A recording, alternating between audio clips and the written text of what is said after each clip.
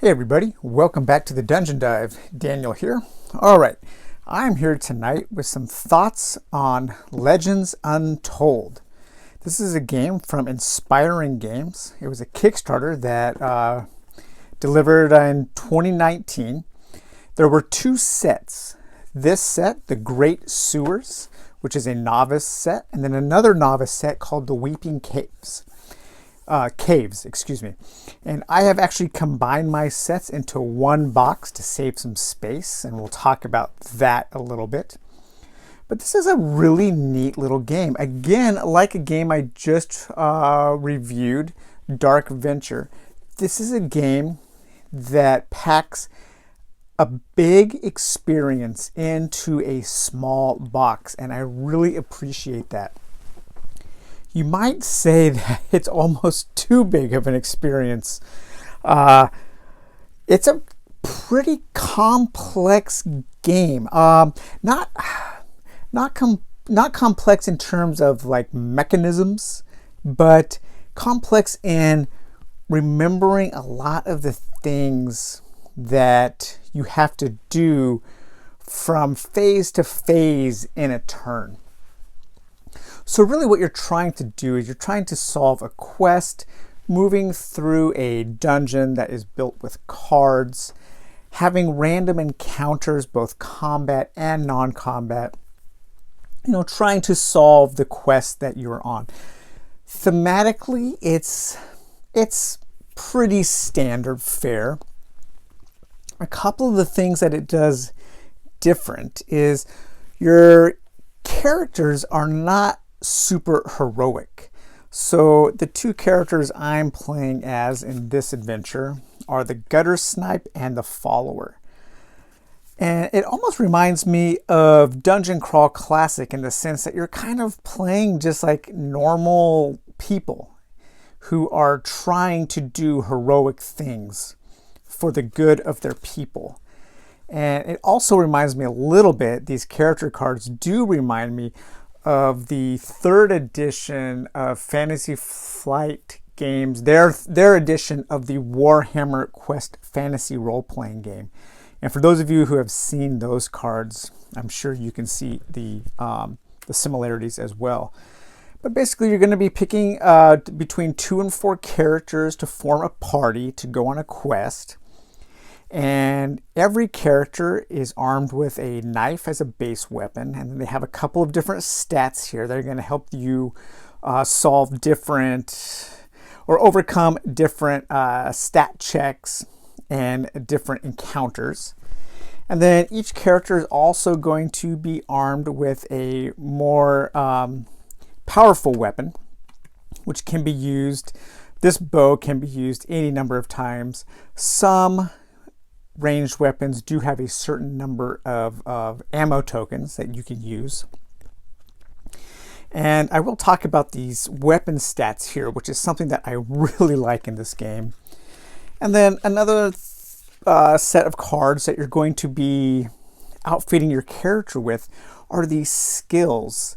And these skills combined with the different stats on your weapon and the different items you can use allow for a lot of creative use of skill checks and ways to overcome the problems presented to the players.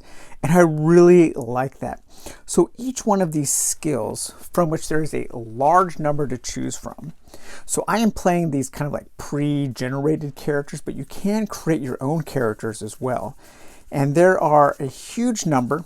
Again, this is 2 sets combined, but there are a huge number of combat skills and non-combat skills. And each one of these skills has a number of different ways that you can use it. So for instance, the Orator, which is a belief ability, and it is, so there are a ton of icons in this game. When you first open it and get looking at the rulebook and the information cards, it is quite a bit overwhelming. Luckily, a lot of these icons don't mean anything in and of themselves, but they will trigger certain things when they are presented as a choice or presented on a certain card. For instance, you might come into a place that is flooded, okay? Well, one of your skills might also have that flooded icon, and it might give you a bonus to doing something when you're in a flooded space or when you're in a space that has fungi. So you don't have to remember them all, but there are a lot of icons. But each one of these skills has a number of different things you can do. You can tap the card to do this. You can exhaust the card, or what do they call that? Yeah, it's something else, not exhaust, but when you drain the card, you flip it over and you can't use it again until you do a long rest. And then you also have this ability here. And then, like I said, the icons will show you when you can use that specific sub-ability in that specific skill. And the same thing for the weapons here. So you might be armed with a staff, and then with the staff you can exhaust this skill to do a winding strike, or you can do a wind and throw. So you do have a lot of options. For instance, my gutter snipe right now, he is an explorer. So I can, helps me go through the dungeon more efficiently. I can prepare, and I can do a bright travel. I can gain mastery in a scouting test, which we will go over in a minute. I'm an inventor. The inventor set of skills allows you to use items as weapons and in other creative ways. And then I also have this weapon skill with my bow, that I can use my bow in different ways. Now the weapons I think in this game are super interesting. So most of the time in a kind of RPG game, like say like Dungeons and Dragons, when you roll to hit, there are only three possible outcomes most of the time. You miss, you get a regular hit, or you get a critical hit.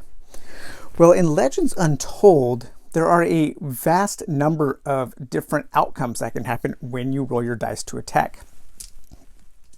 So all skills and all checks are made by rolling 3d6, and then when you're attacking, you actually consult this table here, and that tells you what happens. So if you get less than 7 and you're using a ranged weapon, you actually hit one of your other party members that is in melee range.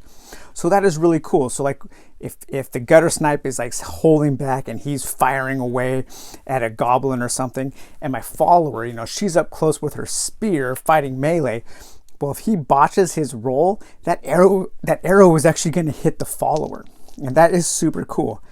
If you roll an 8, that's a miss.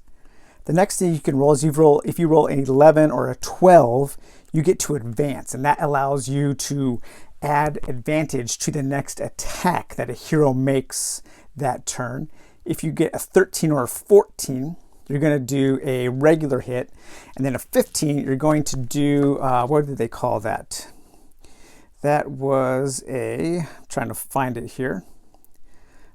Combat icons. That was a critical hit. So you can do a strike or a critical.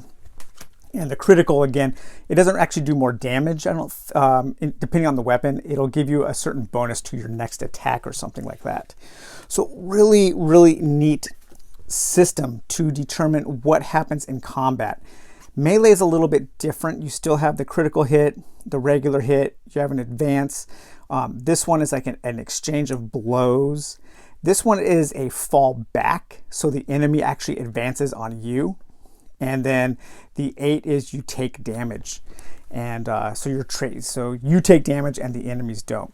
Lots of really neat things that happen in combat. Another neat thing is that your skills here are also your health. As you take damage, you drain your skills. If you ever are without any skills and you take another hit, you are unconscious.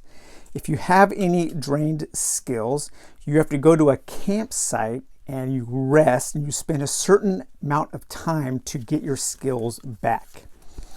So super clever use of skills.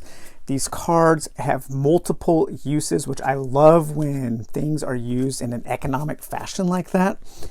and lots of decisions on how you're going to interact with the game's mechanisms. In addition to your skills, you're also going to be finding loot. You can find maps that help you progress through the dungeon. I found this weapon here. It's an old trident that I can throw as a spear. And then a sewer key, and that will help me with probe or handle tests. So if I come across some kind of mechanism that needs a key, I'll have to do a test to see if I can open the door, and then this will allow me to have a better chance of getting through that. So as you're exploring through the dungeon being made, you're going to be going from location to location, all the while trying to solve this quest you're on. So the quest I was playing was this is a thankless task. This is the level 1 basic quest. Want to earn some bread? We haven't seen our workers in days, and the town guard is too busy to investigate. Go investigate and come back. So you have to go into the sewers, find the guards at certain locations, and then head back, and then you will win the quest. And each quest will have some special rules or special cards that it needs to set up. And then each quest has this seating chart here that tells you how many of each card you're going to be adding to the adventure deck. So each quest is going to have a certain amount of time to complete the quest. You're going to have a certain number of locations, a certain number of foes, a certain number of discoveries of loot, and of booby traps. And these red icons are challenges that you have to overcome. So as you move from location to location, it's going to cost time. And time is represented by this event deck here. And right now in this adventure, I have 6 time. That's not just 6 turns, because what you do is, depending on how much time you're taking to scout, to explore, or to rest, you're going to be discarding these. And every time you are left with 1 card in the deck and you have to discard it, you flip it over and you have to do what it says. So this would be a rush of water. It's an event, and the channels on either side of the sewer tunnel open suddenly and a torrent of water gushes towards you. So this is this is a really good example here of the icon. So this affects locations with the water icon. So if that happened on this tile here, you would look to see if that happened on this tile. There's no flooding icon on this tile, so this card would not trigger on that particular location. And then it gives you some stuff you have to do. You can swim. You can use different time to get past this water. And there's also these legendary effects which are more powerful. And then once you complete an event, that gets discarded. Then you shuffle back your, it gets removed from the game. And then you shuffle back your events, and then you go through the event deck again. You wait until you get to that last one, and then you look and see what event you're going to happen. As you finally get to the last card, that's going to be the end of the timer, and then, or the end of the event deck, and bad things happen, and you're probably going to lose. But as you move from location to location, you're going to have an entrance tile. And so if you were moving from this tile here, this card here, the Fuller Pits, and you were moving out from there, you would put that card like that. You would take the little feet and slide it under, and then that would give you your, help you build your map. And then each one of these locations is just chock full of icons that mean certain things. And so depending on the exit that you choose to move to the next location, you're going to have different light sources, from bright to ambient to dark.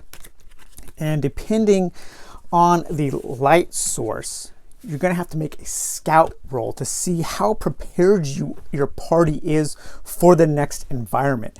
And depending on the outcome of the scout roll, you can either be alert, bold, or careless. And then all of those 3 different statuses have different impacts on the different kinds of challenges. So, you might be moving from a bright area, and if you move from a bright area, you have a better chance of spotting traps. However, monsters have a better chance of spotting you. So they might be able to get a one-up on you in the next room, but if there were any traps, you have a better chance of disarming them. If you were moving from a dark location, the opposite is true. You have a better chance of surprising the enemies, but a worse chance of discovering traps. And if you're alert, you have a better chance of retreating or ignoring certain bad things that happen to you. If you're careless, you're just going to be stumbling across all kinds of bad things. Every trap is just going to trigger, and you're going to be taking damage, and it's really bad. And if you're bold, again, certain things, you're going to get certain bonuses. So really cool exploration system that really gives you the feeling of exploring in this environment. But as you move into locations, you might find this thing here. This is an obstacle. And if you find that, well, then you have to take an obstacle test before you can actually move into that location. So this one here would be a brownie hive, and has a certain little narrative, little icons that tell you that your treasure does better, your loot does better, and then a certain table that is going to give you different challenges that you have to overcome. Or you might find rigged walls, which is kind of like it's a trap, and it's a table test. And depending on the test, you might be a party test where everybody has to pass, or maybe just one person has to pass. That's another thing. The party, depending on, no matter how many you have, from 2 to 4 people in your party, you're always going to elect at the beginning of each turn one person to be the scout and one person to be the guard. The scout is considered to be in front of the party. They're the ones doing the scouting, and the guard is in the back of the party. Any other characters are considered to be in the middle. You don't have to reposition a party or tokens or anything. Really clever system of doing positioning. It's abstract, but it adds a lot. It adds some tactical and some strategic and thematic decisions. And some traps might only affect the scout. Some things might only affect the guard. So like if like an assassin is sneaking up behind you, it's going to affect the guard and not the scout. And some things only affect the party members in the middle. If you're playing with one hero, which is totally possible to do, this game scales really well, that hero is always considered only the scout. But there are a number of different obstacles that you have to overcome in order to get into that new location. And each one is unique with some nice little text and some great art and different skills that you have to check. So, you can find this and you can either climb, you can try to move past it, or you can leap. So all manner of different decisions that you're going to have to make. And then the next thing is you might find a barrier. So this is like a door. And to get into that door, once you get into that door, you will have a random encounter. There is a search token in here. So you can find different items in here if you search, but you have to get past the barrier first and get past the random encounter.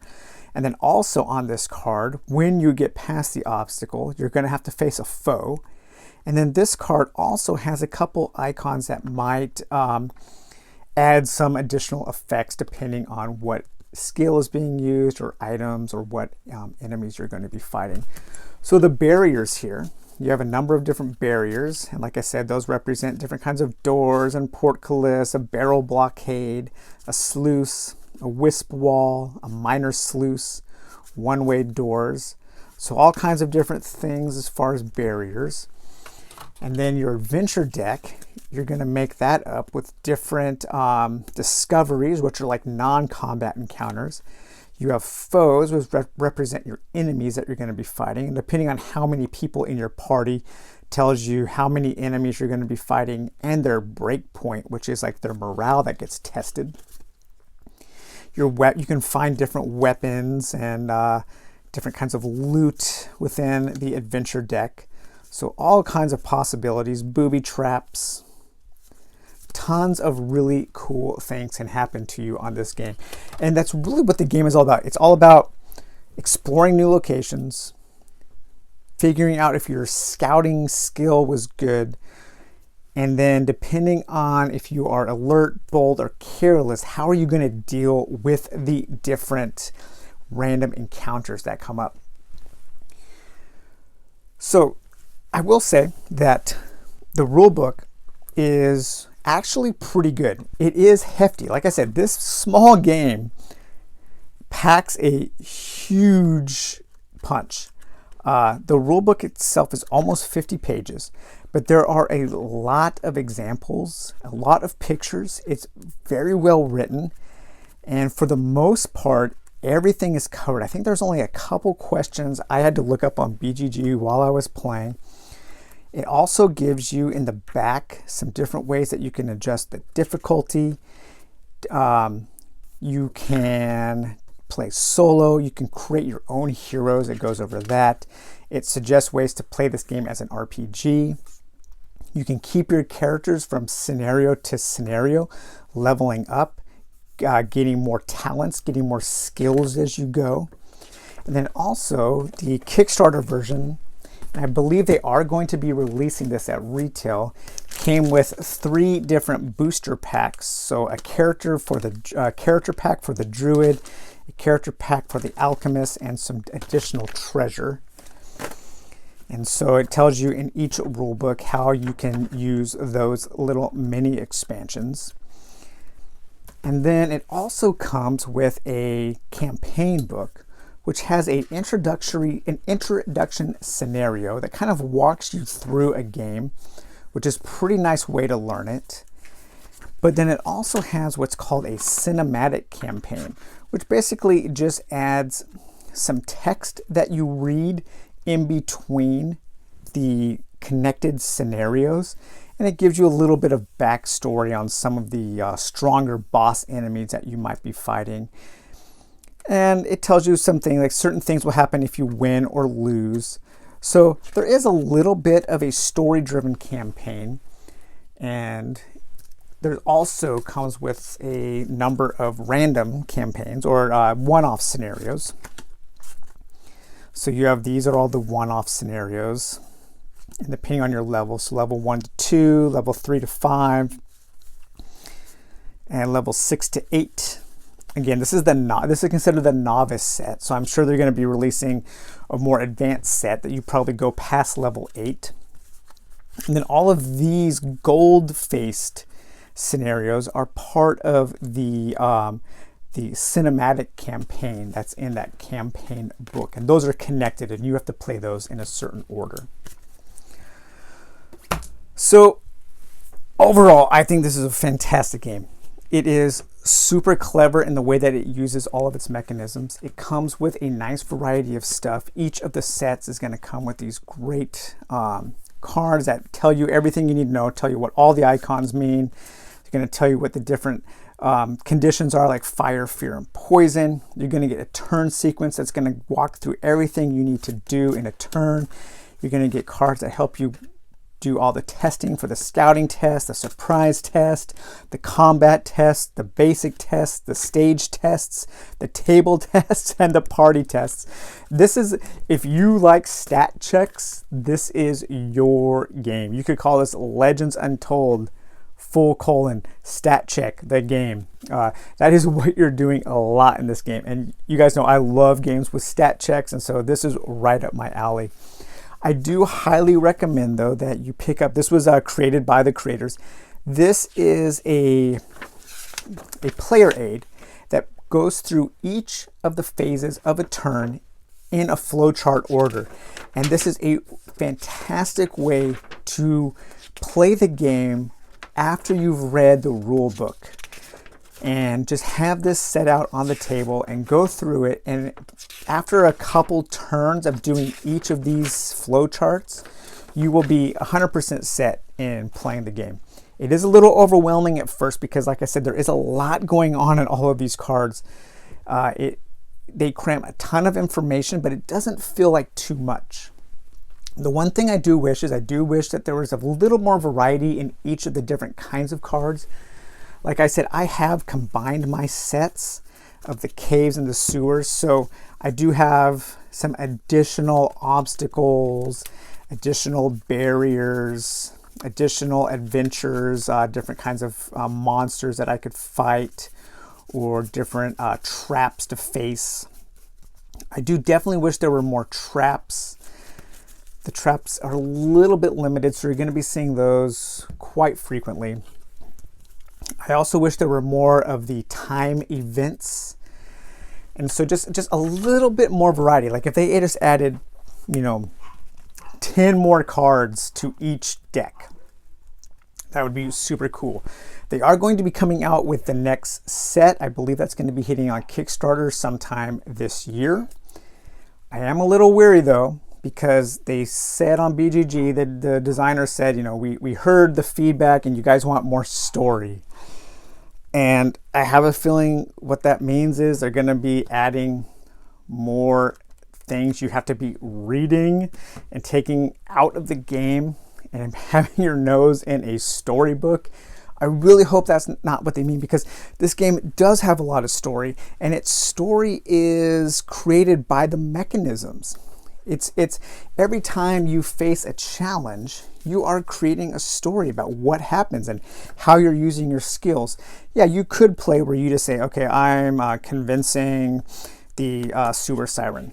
But you can easily use those two things, convincing and the sewer siren discovery card, to create a story, a whole bunch of RPG elements into this, of narrative building, of character building, and all kinds of things. So I hope that by making more story, they don't just mean that they're going to be adding a whole bunch of text to read. Maybe they mean they're going to be adding more narrative cards, or maybe more narrative decisions on the cards rather than just stat checks.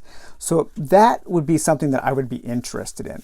What I am not interested in a expanded narrative version of this game, is just more paragraphs of text to read while I'm playing the game. Because as it is right now, I think it's a wonderful marriage of emergent storytelling, where you're going to be rewarded for the more you bring to the table and add to it, with the mechanisms and the stat checks and the dice rolling and the way that you use your weapons and your loot and your skills combined to overcome the challenges that the game presents to you. So highly recommend it. I don't know if it's available at retail. It is Legends Untold. It is from Inspiring Games. I do know they're going to have a Kickstarter later this year, and I believe they're going to be reprinting the novice sets along with whatever else is coming up. And I think it's going to be called Deep Sworn, I think is the next iteration. So, all right, well, that was Legends Untold. I hope you guys enjoyed this, and we'll talk to you later. Bye-bye.